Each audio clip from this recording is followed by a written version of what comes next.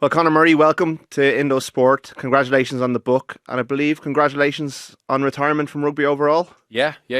Done. I suppose feels good. Feels nice to, I suppose, get it out there because I left it open ended. Yeah. At the end of my career because body felt great. Didn't know whether I would want to keep playing or not, and the reason, we spoke as a family, Joanna, and we've a 10-month-old now. Baby boy Alfie, and we were like, look, will we go somewhere if it comes up that it's a nice place to live and it's going to be a nice experience for everyone, you know what I mean, because she's sacrificed so much, from moving from London to Limerick for like 6-7 years. I was going to, if something really nice came up, we do it didn't, and there was a few options, and for example, there was one near Tokyo, and I was like, are we going to move the two of them over there now? 3 of us, but the 2 of them be stuck in an apartment near Tokyo with. So the stage of life we're at, it didn't suit, and I'm happy. I've squeezed. I can walk away knowing I kind of squeezed everything out of myself, and have a career to look back on I can be proud of. Yeah, and to be able to walk away with that option, because I mean, the amount of your teammates and former players that you've played with over the years that I've talked to, who was taken away from them, like to be able to walk away knowing that you could go on is a nice place to be. Yeah, big time, and that's a really important part of. My position wasn't the most physical position. You made it pretty physical. Yeah, so rugby's rugby at the end of the day, and you get a few knocks here and there, and I can walk away fully healthy, being able to go to the gym, do whatever sports you want, golf, play with your kid, and there's no issues there, and very grateful for that because it's a physical sport. You see some lads with injuries that kind of impede them going forward in terms of just doing everyday things. So that's I suppose a bonus of being able to walk away like this. How did you find the process of bringing the book all together? I know you worked with Tommy Conlon of This Parish. Yeah, I loved it. I really did. I found it really enjoyable. I found it therapeutic. Really? Be the word. Yeah, because most people do their books at the end of their career, and I knew it was coming to an end, and it was going to finish soon. So I enjoyed reminiscing on good stories, bad stories, and it feels like it's helping me close off this, excuse the pun, but chapter of my life. Yeah. And it's nice to tell your story. Like I you don't have to do a book. The option was there, and I took a while to decide on it. And if I said to myself, I'm going to do it, I'm going to just tell my story honestly, how I felt at certain moments, or the whole way through. But certain things that are probably tough to talk about, you give a true, reflection of it, or give your true opinion on it. And I hope I did that. You dedicated it to and you could have dedicated it to many people. You could have dedicated it to Joanna and Alfie, your parents, but you dedicated it to your grandfather, Con Roach. Maybe tell us a little bit about and you have a chapter on him as well. He blazed the trail for you a little bit. Yeah. Maybe just tell us a little bit about him. Yeah, he was essentially the only link to rugby in my family, and I grew up in Patrickswell in Limerick, like a hurling and mainly hurling, like stronghold, and that's how I was raised, with a hurley in my hand. And my grandparents lived the other side of the city, and my granddad Con played with Gary Owen in Munster, and had a few trials for Ireland back in the day. It's probably harder to get through it in those days, and folklore has it that he was very unlucky not to get a cap for Ireland. And he kind of stirred the love of rugby in me, or got me going. And at the start, rugby was a slow burner for me.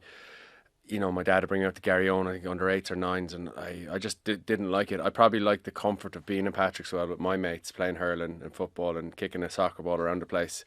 And then, I used to hide my Gary Owen kit under the bed and stuff. I just did not want to go. Didn't love it from the start. And it wasn't until I went to Munchins, and I would go back to my grandparents' house because they lived in Corbally, and they'd look after us after school, that he started talking about rugby a bit more. I started to understand it a bit more, and going into Munchins and the whole schools cup thing, combined with my granddad looking after me, just sparked something in me to love rugby. And he was alive when I got my first cap for Ireland, which was really important. Looking back now, at the time I probably was just going 100 miles an hour, not really thinking about it. But we've a picture in his back garden in 2011 when I came home after playing against France in that warm-up game, and I got to show him the cap. And I remember him, he was a real gentle, quiet guy, and I remember him being pretty emotional to see like an Irish cap, because he obviously tried to get one or was really close to getting one, and he knew how much it meant. So being able to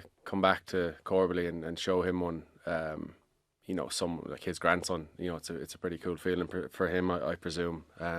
So yeah, it was a nice thing to do, to dedicate it to Conor Roach.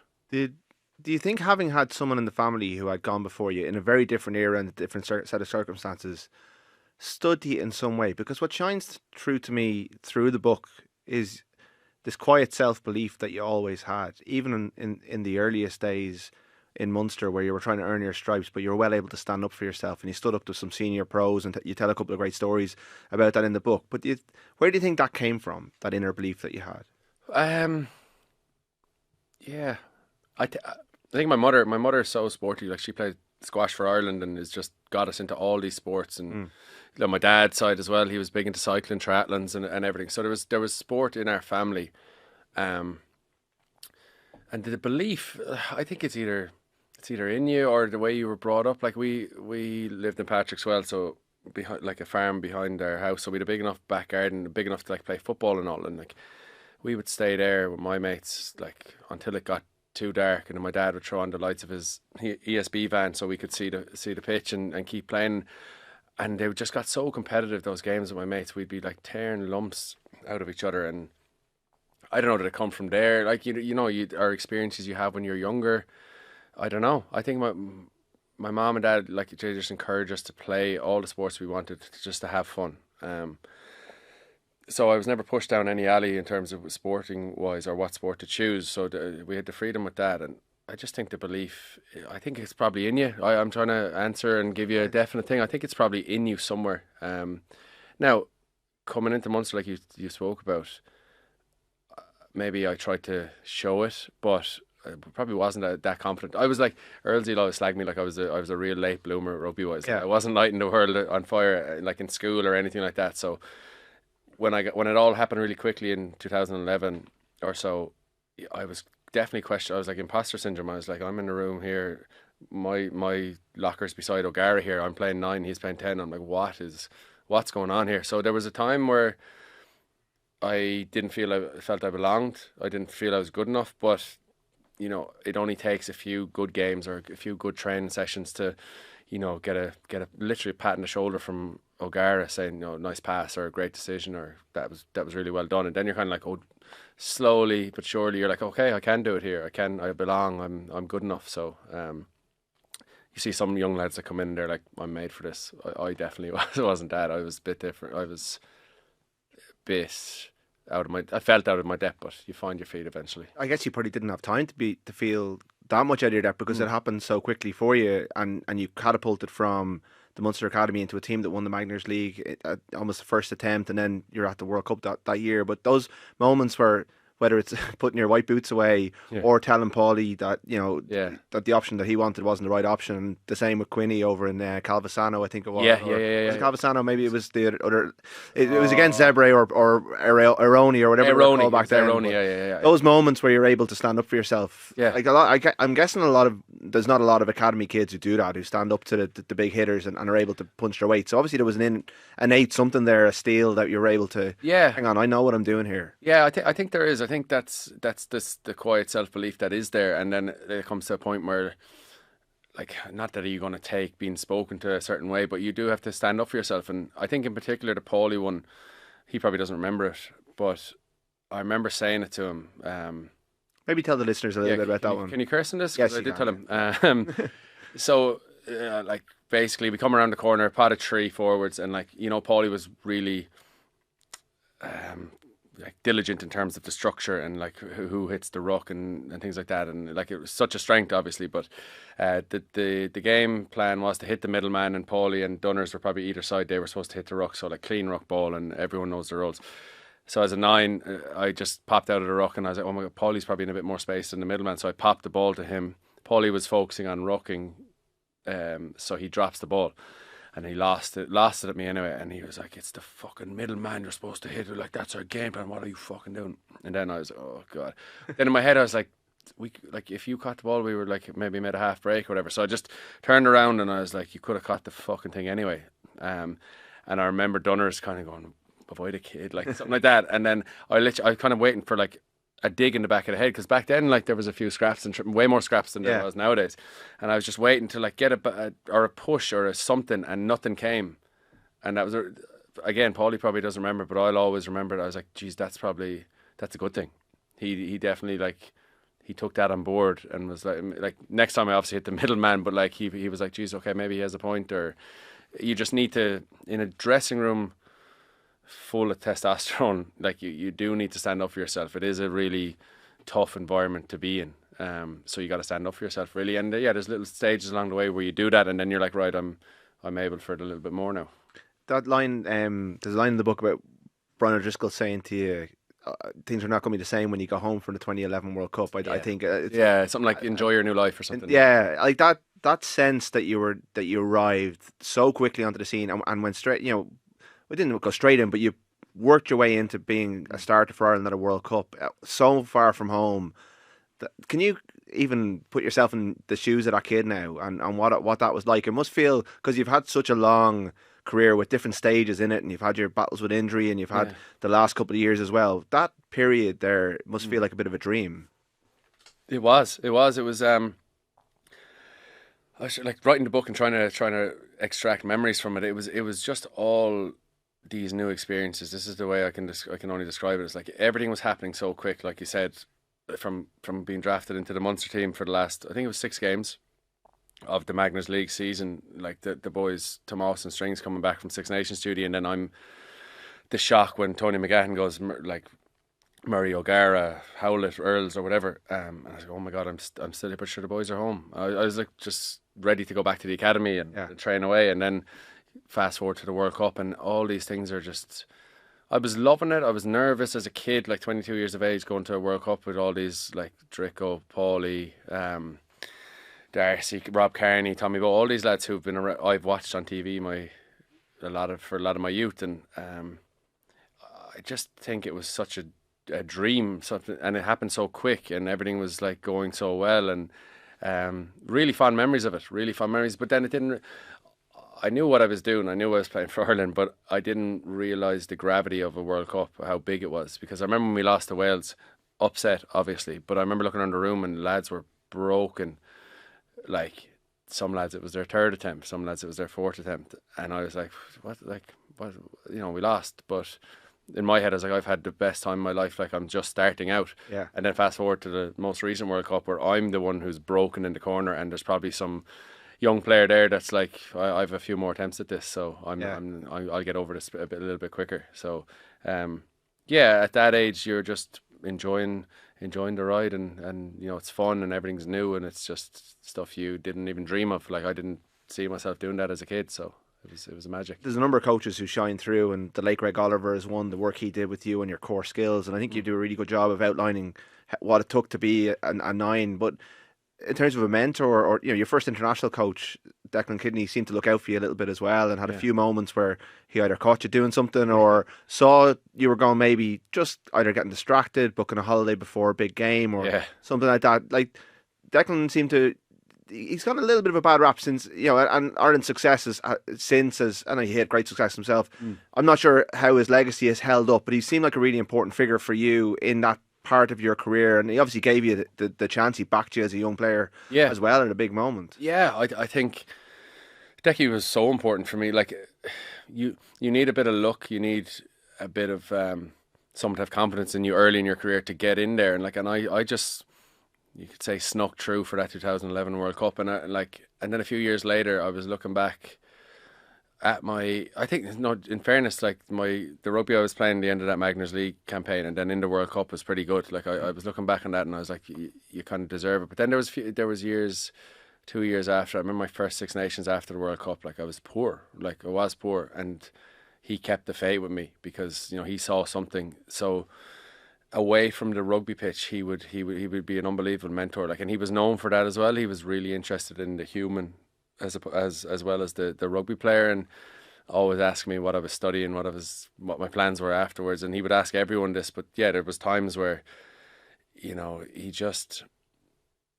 so good to you that you wanted to do well for him. So like the time he caught me and a few of the lads booking a trip to Thailand the night before we played the All Blacks was just so silly on our part.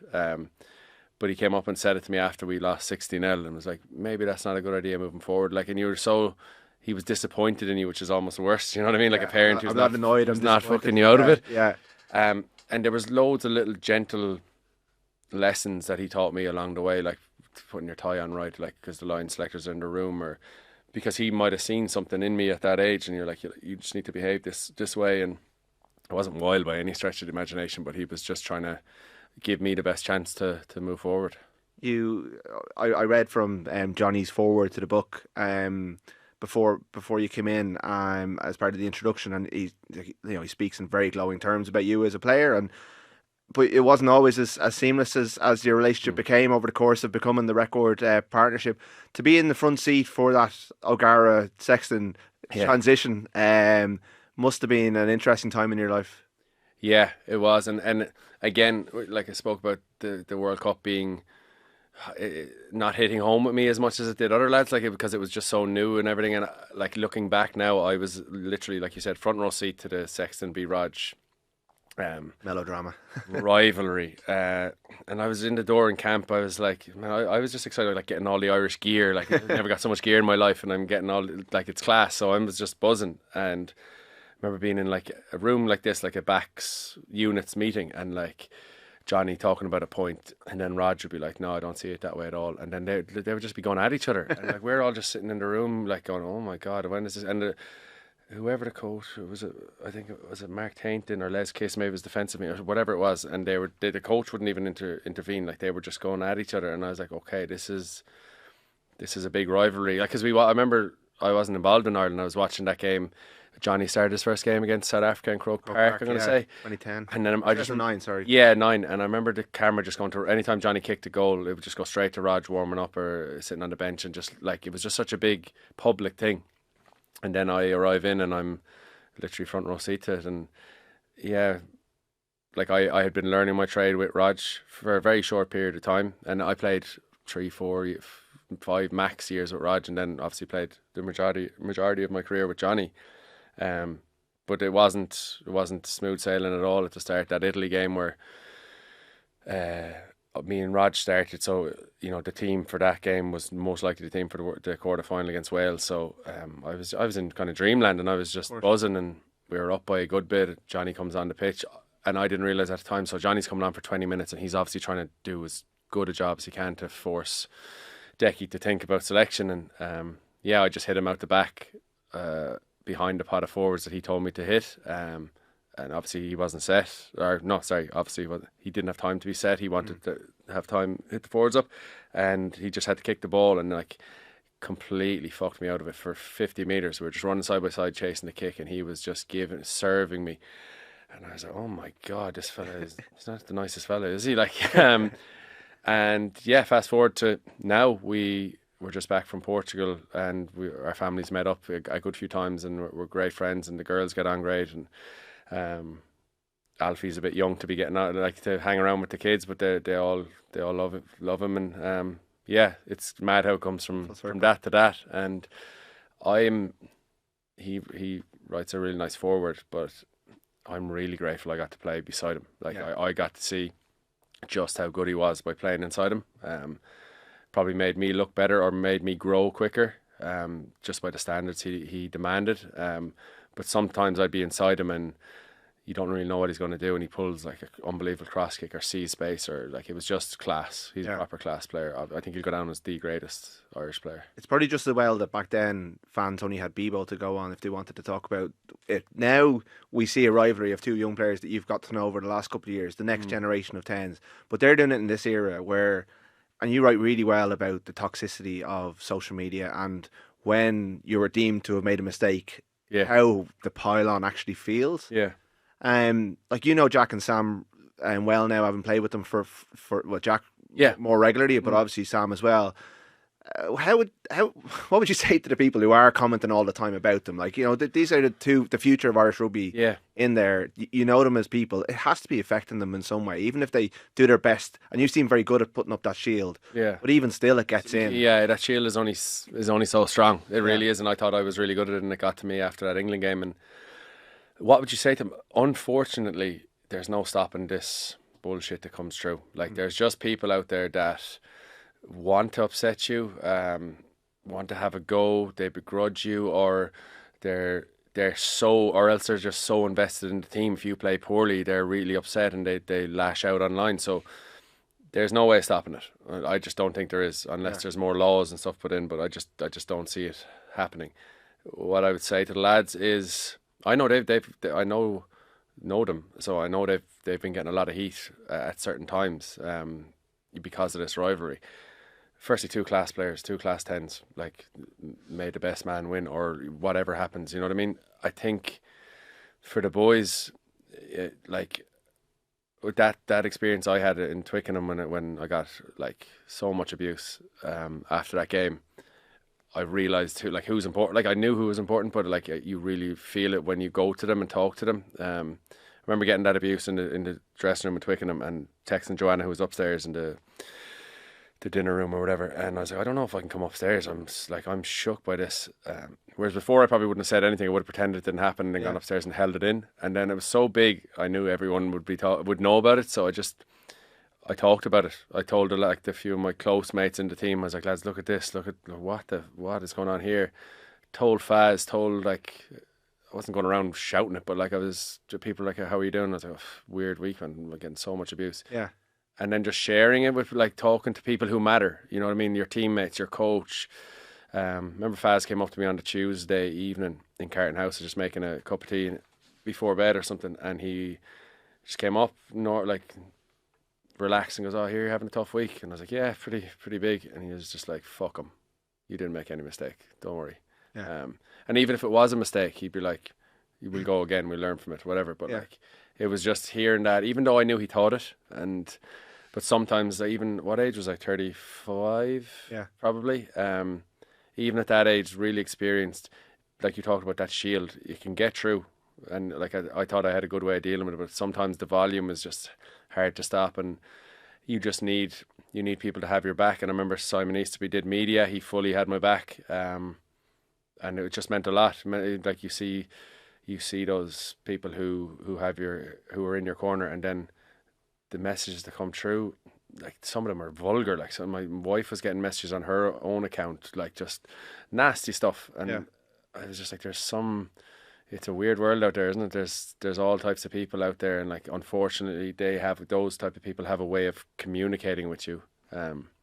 So it's unfortunately the way the world is. I think it happened with Rob Kearney as well. Your longevity, and Andy spoke that so well that week, and you've used the quote in the book about how, people almost get bored of players when they're around for so long at such a high level, and they want the next shiny thing. Yeah. And he praised your professionalism, and he wouldn't have picked you if he didn't think that you were able to do it. It was that feeling, because I'm going to come back to talk about, like, Chicago and that period between 2016 and 18 where Johnny says you were the best in the world and there's no greater judge, and you say it was all coming so that probably was the apex of it.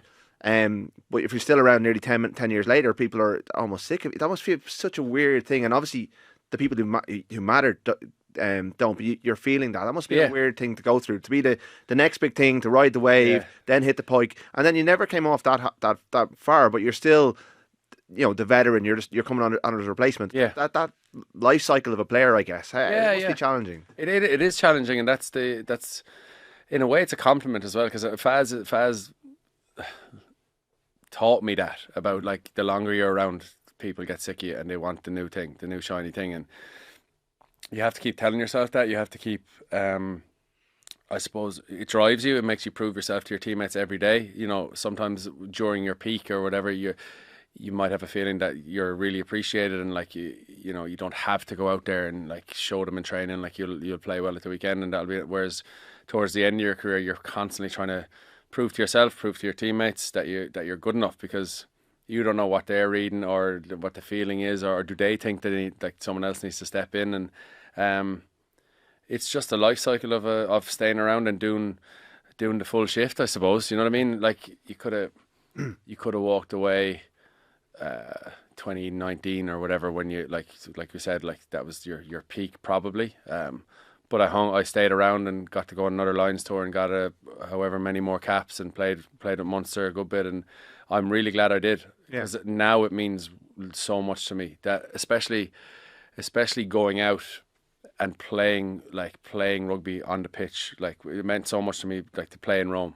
I played at Six Nations, and then to go out like with Munster, especially like contributing towards the end of that Sharks game, and like just to show my teammates that I was still able to do something to affect the team positively and do something good. You know what I mean? That was really important for me, especially with Munster, because I was, whatever about the coaches' opinions and all that stuff. Like the guys in the dressing room were my mates, they were my teammates. There was young lads there that I had built relationships with for 2 or 3 years, like John Hodnett and Tom Ahern, who sit across from me in the dressing room. I remember in that game, I was like, I want to leave it out there for them. I want to play well for those guys, or Calvin Nash's and all these guys that are kind of just starting their journey. That was really important for me. So I can deal with people like wanting the new shiny thing, but I sucked it up and I got on with it, and I think I benefited in the long run from it. Ireland are going back to Chicago in a couple of weeks' time. That'll bring back some good memories for you. I'm going too. Good, so I'll see you there.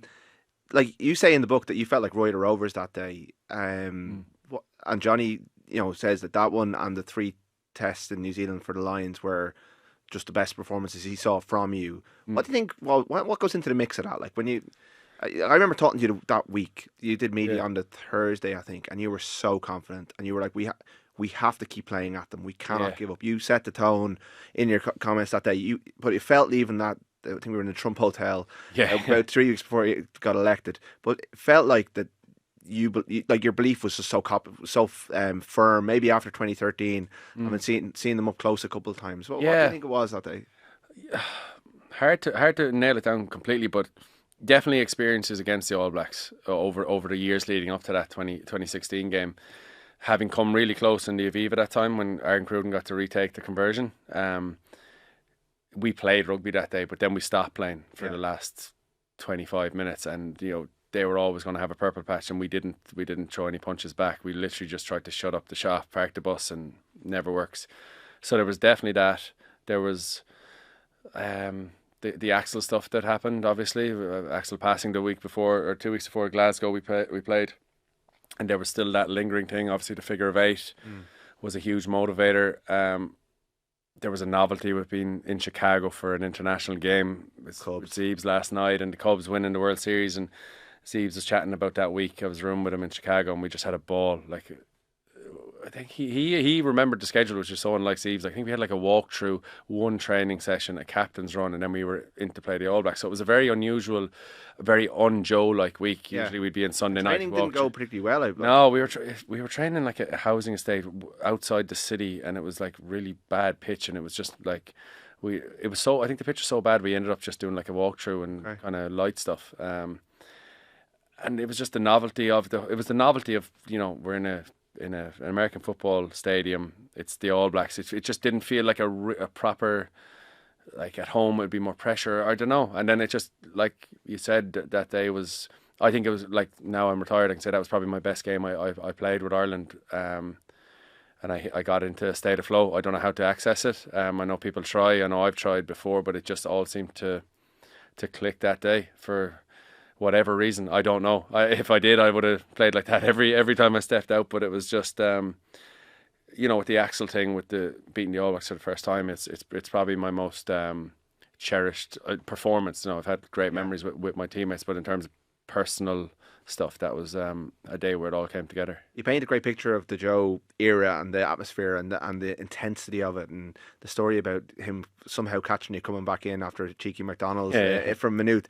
But you also are absolutely firm in your belief that the way he played and the way he wanted you to play should have got success at the 2019 World Cup and was the right thing to do at the time. And he brought so much out of you as well as a player. So you clearly look back on him as a hugely... In fact, your 3 Ireland coaches, you all come out of the book really, really well. Yeah, and I'm not bluffing there. Like Joe made me, like Johnny in a way, like I said a while ago, like he forced me to kind of grow up as a player or learn as a player really quickly because, again, of the standards he demanded. And like he had such success under us. Like with us, we had 2 Six Nations in the Grand Slam, 14, 15 in the Grand Slam and 18. And like we took scalps everywhere. We beat the All Blacks, we beat South Africa, we beat Australia. Yeah, and to your point, we talked about it again last night, was about the 2019 World Cup. I do agree. You know, I know Johnny thinks differently. I agree with him because, like, our phase play, you know, we would go past 3 phases and we probably got a little bit lost, or we had the game plan was to kick it away. And yeah, definitely we could have done with more like of a phase play plan or like feel in the World Cup. My one feeling about the 2019 World Cup is, yeah, maybe Joe's game plan was outdated or wouldn't have kept working, but I don't think we performed that game plan. I don't think we executed that game plan to see where it would have taken us, if you know what I mean. Yeah. Like, I just remember that World Cup littered with mistakes, like handling errors, like bad decisions, bad execution of skill. So, like, not maybe the game plan a little bit, but like I remember just there being like uncharacteristic errors all through that World Cup. So that's an unknown that we'll all have to live with, is like if we played to our ability with Joe's game plan, where would we have gotten to? I don't know. No one knows. Yeah. But that's my disagreement with people saying, "Oh, the game plan was done," but we didn't execute it. If I'm making sense. No, yeah, you know what I mean. So yeah. And then, but I do agree when Andy came in and we became a really comfortable phase play team, still with our strike plays or whatever, we grew as a collective. It's clear that Andy built on what Joe put in place, but then made it. You know, he took the media out of the hotel. He made the hotel a place of relaxation, and the HPC a place which wasn't available to Joe, a place of work. Yeah. You know, you spoke, Peter spoke, Johnny spoke about how those years were almost the most enjoyable playing for Ireland and how relaxed you were as a group. I mean, and then obviously, you know, you go to New Zealand, you win a series. Your role has changed. You know, Jamison Gibson Park has come up and usurped you, but at the same time, you're still involved. He managed to keep you engaged and important. Is that how you look back on it now? That this was, even though your role wasn't as important in the team, you still enjoyed it more than you ever enjoyed going up to Carton House? 100%. Yeah. And I said it in the dressing room after we played Italy. Cian and Pete's last game for Ireland. I said it.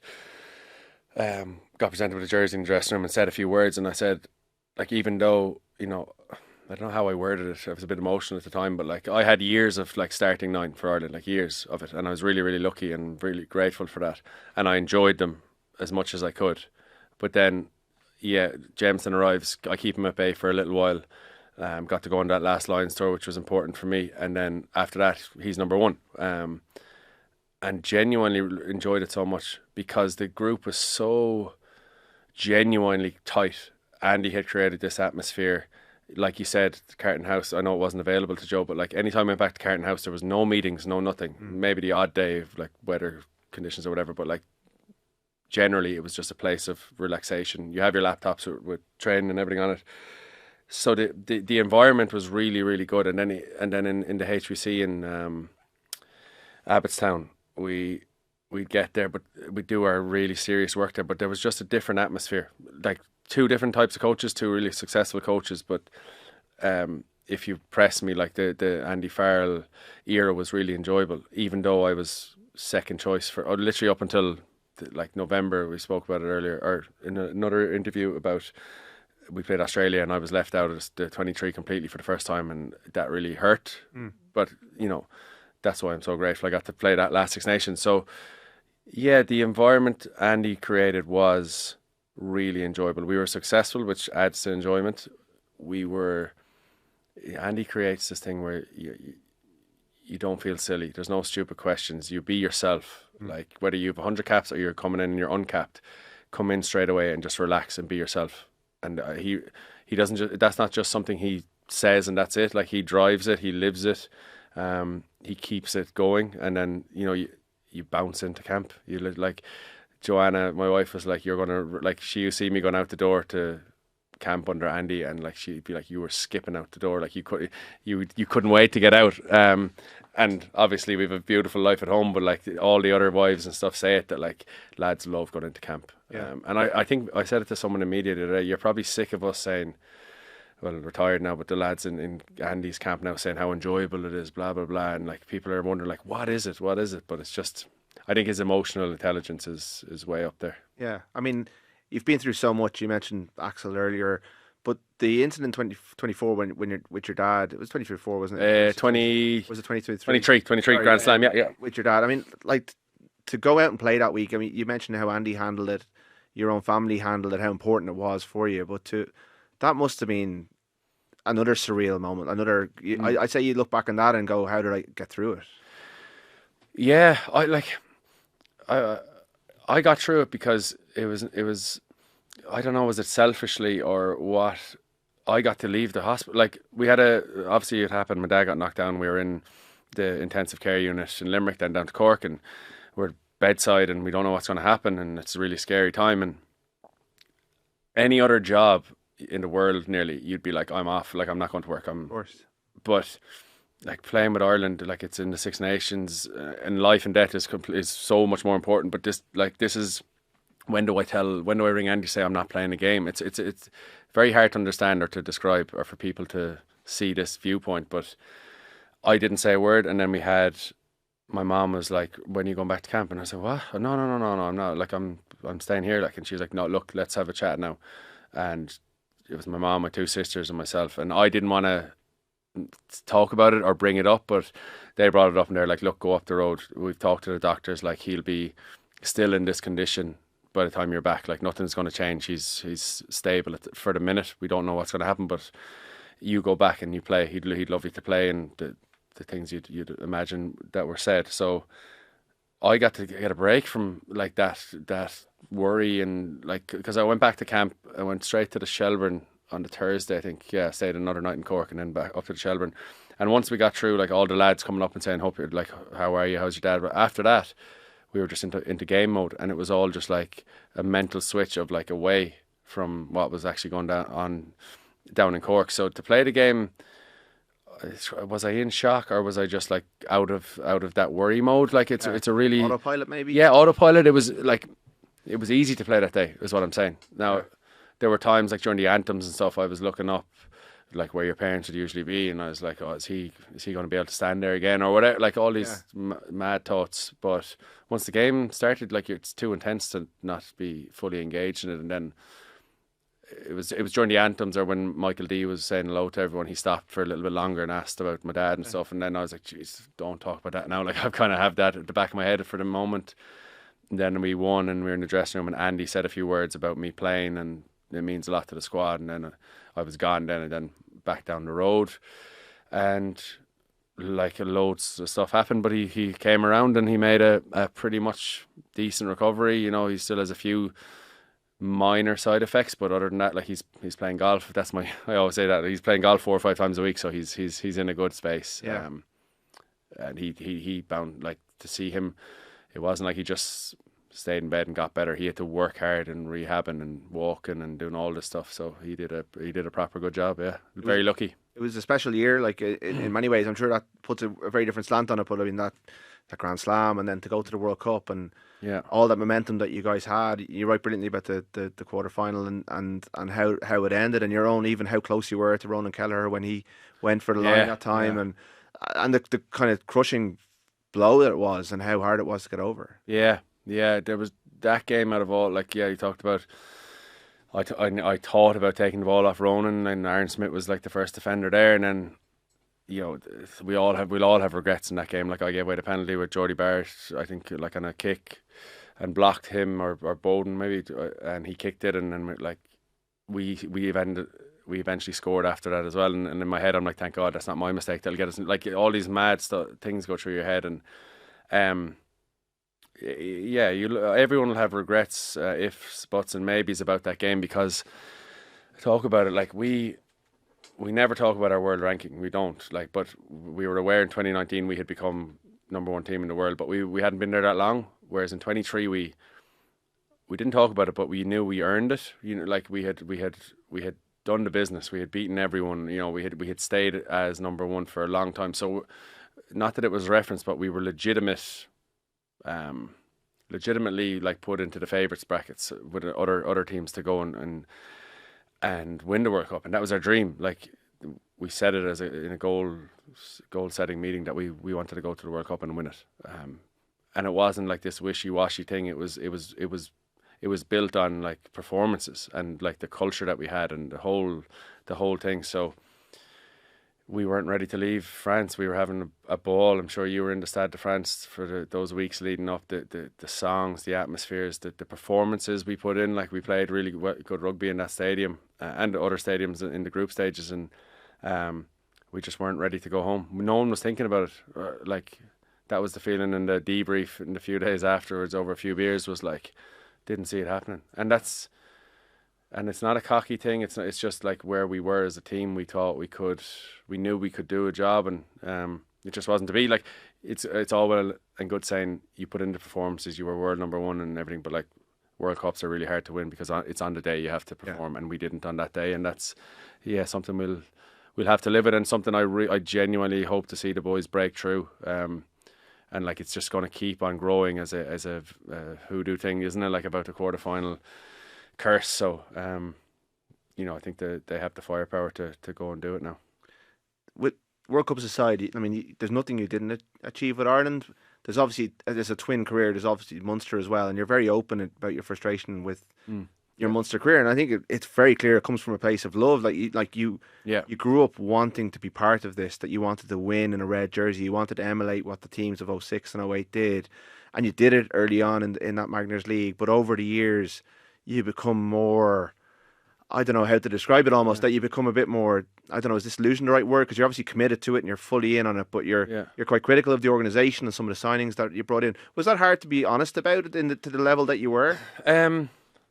No, yes, no, it wasn't. It wasn't, because like you write a book and you need to be honest, and you need to give your opinion and how I felt at the time. So talking about the frustrations with this, like certain signings, like certain lads are texting me now, like, am I in the dud category or whatever? But it was probably a few that kind of stood out. Yeah, a few of us as players, the senior players at the time, were like, lads, we could have known about this. We could have rang a fella on that team that this guy came from and just got a heads up or got a feel of, would this guy be a good fit? And we were just kind of like scratching our heads, being like, who's in charge of this, or why aren't they asking us? And maybe, I don't know, certain players were asked, but like there was definitely a group of us who were senior enough to be asked, weren't asked. So that was a bit of frustration. And like, we mentioned it in the book, and it's from a place of love. Like you said, I grew up like that was the Munster jersey was the first jersey I ever dreamed of putting on. I would go to Thomond Park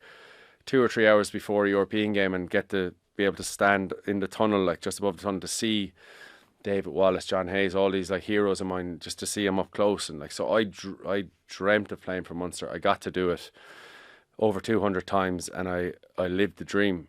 So like, I got to fulfill a childhood dream. I loved it. I had some of the best days of my life. But just on reflection, and when you're playing with Ireland and you're chatting to Leinster lads or whatever, and you're seeing how things are done in different provinces, you're kind of going like, well, why aren't we doing it like that? Or like, are we that financially under pressure and things like that? So they're just out of wanting Munster to do well, and the things that we probably saw that weren't being done well enough. And like, they're my opinions. I owned them. I felt like that, but I did read them with a couple of ex-players and a couple of current players, and they agreed. They were like, yeah, that's like, we do feel, and that's what needs to be improved. So like, go ahead and say it, because I was iffy whether to include it or not, but at the same time, I didn't want to write a book and like not talk about things, or like or shy away from things. And as long as people know it's coming from a place of me wanting Munster to be better. Yeah. Same with like the coaches thing, and they kind of, well, that was more personal, but like in general, it was a frustration. So I think I needed to voice it, and people are probably wondering what was going on or whatever, and hopefully just shed a little bit of light on that. The coaching churn is something Keith Earls wrote about in his book as well, and I know he backed you up at the launch event last night as well. I mean, if you just think, you've had 3 Ireland coaches Yeah. And then every 3 years at Munster, pretty much you're changed. I know Johan had 5, but Yeah. if you average it out, Yeah. that's in terms of like having an identity. Like Munster, we know what Munster's identity is, or we think we know what Munster's identity is, and yet every 3 years you're lurching from one playing style to another. That must have been difficult. So like probably described as you don't know whether you're coming or going at times throughout my career, and you'd get up and running with a coach, and people who play sports are like in serious environments know you'll have a goal setting meeting at the start of the season and you'll lay it all out, and then a new coach will come in and you'll have all this new game plan, this new language, this new playbook to learn. And then you spend 2 years doing it and getting places. Like we got to plenty of semi-finals early on, and we were really close to getting to the mecca, obviously, of a European Cup, which will leave a hole.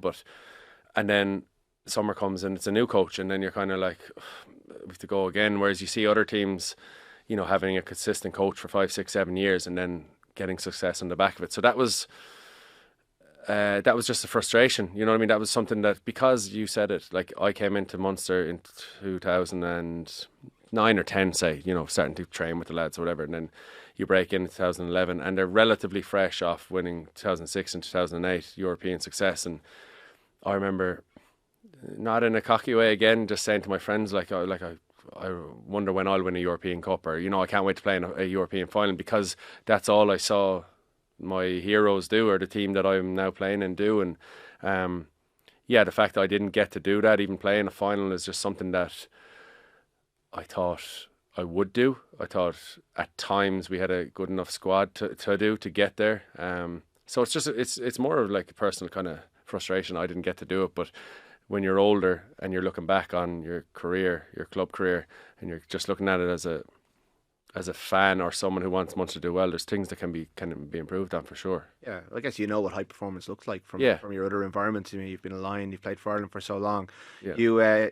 You did get close to it with Rassie in that 1 year, and there's a very jarring chapter, or a bit in the chapter about him, where he almost calls out your commitment, and at the same time he's already agreed to go back to South Africa. He's told you he's not going to do it, and and obviously you come across him a couple of times since, but you're not impressed by that in the book, because that must be so frustrating for you, because you had such a great group at that time, a coaching group at that time. No, overall, I've met Rassie loads of times since then, and there's such respect there, and I get on with him, and I get on with Jack Nienaber even more so, and we had such a good thing going, and that was the frustration, that he seemed to be fairly committed to Munster, and we were getting, I think we played Saracens in the semi-final of Europe, so that's you're getting there, and then for him to leave to coach his national team, we can't hold him back there. Obviously he's from that country, so he has to answer the call. But there was frustration that we didn't go the distance, or they didn't stay around longer, because they're so, you've seen what they've done with South Africa, you see what Jack has done with Leinster and the impact he's had. They're unbelievable coaches. But the one thing where he calls you out, he was a hard-nosed coach. You'd be fearful of him, which was a good thing. Again, different ways to coach. Decky, Joe, Andy, Rassie, loads of different types of coaches. But he did call me out, and he called many players out. But my one was, I hurt my neck in the Six Nations 2017. The first time I did a proper job on it, and my left arm was dead nearly. I couldn't pass a ball from left to right. It would be really bad. It would be loopy, and I would have been a weakness to the team. So I was out since the Six Nations. I missed the last 2 games, and then we were coming up to, did we get through the quarterfinal? Yeah, we did. I forget the quarterfinal. And then we were playing Saracens in the Aviva, semi-final, one of the big, a dream game for someone like me, anyone from Munster to play in. And it was coming up to the game. I still hadn't been back from injury, but I was out doing a bit of rehab running and a small bit of skill work. But I was still in my head, I was I'm going to be a weakness. So basically, he's kind of onto me every so often. He's like, "Are you good to go?" Even just to have you on the pitch, like you said, this was probably the prime of my career. He's like, even just to have you on the pitch would make a difference to the boys. And I was like, look, if I can, I will. I don't know if I can. And then I was chatting to the physios, and the decision. It's the worst thing to do for a player to make a decision like that, because you want to play with your teammates and give your all, but then are you going to be a weakness? So the physios took it out of my hands and were like, look, you're not able to play. you get another bang on this now and it could be really serious, or like you're going to be a weakness to the team. I felt anyway. So I didn't play the game. Unfortunately, we lost, and I think it was the Monday afterwards, like Rassie in the team meeting, he put up on the PowerPoint thing, he put up an article of Billy Vunipola in a sling or whatever, and it's like Vunipola out at the Lions tour after sustaining an injury with his club, and he was like, that's a proper club player, and that's a proper teammate or something, and then just went on to the review of the game, and I was just sitting there being like, there's no one else in this room, this is aimed at only me. Like I remember just being like, what was the point in doing that? Because Billy was probably fit to, or maybe he was injured, maybe he just saw that I should have played or whatever, but I felt at the time I would have been a weakness to the team. I wouldn't have been able to perform, and you go out on a Saturday, people don't know if you're hurting or not, they're just going to judge you on that 80 minutes. So I felt strongly, I didn't like, I got to the Lions tour at the end of that season and I was still throwing bad passes off my left. It's the reason we potentially won the second test in Wellington, because I threw a bad pass to Kyle Sinclair and he had to jump to catch it, and it was deemed a tackle in the air, and Farrell kicked it. So the world works. World works weird, yeah. So one coach, you weren't sorry to see the back of Graham Rowntree. It's pretty clear from very early on, and it seems really strange way to deal with a senior player that he obviously had his reasons, but he didn't explain it very well, didn't treat you very well. And we've heard stories in the grapevine about different versions of different stories with other players as well. And it all ended so suddenly after that Zebra game, and you've outlined the travel in that game. But he won a league, so obviously, and the coaching with him, and you guys won the league as well. But that whole chapter seems like a pretty sour point in your kind of Munster career. Yeah, it was, and again, honesty and my opinions and how I felt at the time, and they're my experiences, and they were like that. Yeah, with Graham, it was just the lack of communication, the type of communication. Like, there's a few examples in my head. Like, I had my 100 cap with Ireland against South Africa, got injured. I was out for 3 weeks, I'd say, and then we come back. We're playing Toulouse in a group stage in Thomond Park. And Earlsy's left out of 23 and I'm left out of the 23, but I'm fit, and I went up to have a chat with him and Mike Prendergast on the pitch after Thomond, after doing the captain's run, being like 24th man, first time ever, and I was like, what's the crack, like, I'm fit, and then he just goes, no, you don't deserve to be in, and just left it at that. And I was like, that's where I'm talking about, like, communication, like, explain what you mean by you don't deserve to be in, like, And then I just felt I was spoken to like a young player. They were like, we'll see you train next week. We'll see, the team isn't selected for next week yet. And I'm like, I hope this doesn't come across as an ego thing, but I'm like, I've definitely proven myself to this club over the years. Like, and I know I'm going to be an addition to this squad, whether I'm starting or on the bench, but like, you want to see me train next week, and what? It was just, the lines of communication at times were not great, and then a few other players obviously were feeling it too, and I just got frustrated. Like you said, he picked me when I was performing, didn't, lack of game time and things like that. So it was just like, I'm very okay with changing up the guard. Craig was coming in, it's his time, and I'm still really competitive, so I still wanted to play my best and compete. But like, I'm okay with changing up the guard to a certain extent, but it wasn't that. It was just the lack of respect outside of that, the lack of game time, the lack of communication. Where did they see me? It's like they just made their minds up and that was that. And like, you're kind of, because at the time I was still second choice for Ireland. I was still in the 23 for Ireland, and I come back to Munster and I just feel like an outcast. So, and that was, they obviously had their mind made up. So we just clashed a little bit like that. So, as your teammates all go back into pre-season, how are you feeling about being a fan for the first time in 16, 17 years? Good, yeah. It'll be weird. I think, people say like once the first ball is kicked, like, you'll really feel like you're retired. So I'm looking forward to watching Munster Ireland. Chatting to a few of the Munster boys already, like Clayton McMillan seems to have landed and started off on a really positive note. Hopefully he takes the group and pushes them onto the next level. It's obviously early days, but early signs are pretty positive. And the playing pool of players is really good. So I'm excited, and I'm excited to see Ireland. And It'll be weird. It'll be weird being in stadiums and not being part of it. But like I said at the start, I can walk away. I genuinely feel I've squeezed every ounce out of it, and I really didn't want to hang on, or let training be a chore to go out and train. There was times with Munster, like for other reasons, with frustrations, that going out to training was pretty hard to lace up the boots. But overall, like staying fit and enjoying rugby, I enjoyed it up till the very last minute. So I can watch now knowing that I gave it all.